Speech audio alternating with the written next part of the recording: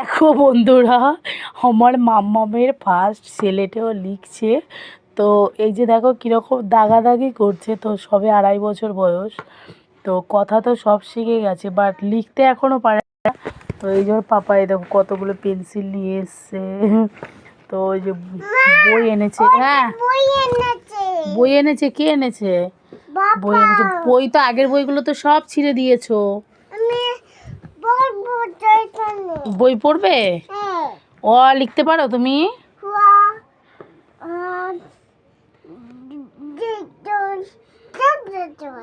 সব কিছু পারো? বাহ, তুমি গুড গার্ল।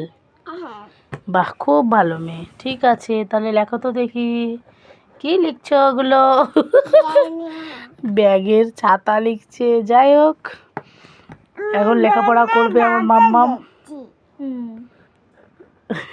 বলছে ব্যাঙের ছাতা লিখছে।